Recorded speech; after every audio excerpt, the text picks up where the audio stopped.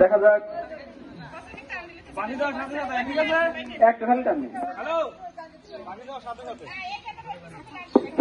খেলা পরিচালনা করছে মশিদুল ভাই।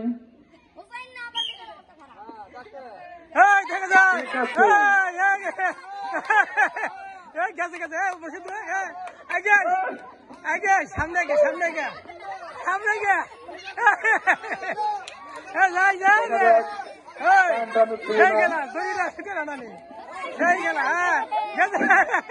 হুসাইন হুসাইন হুসাইন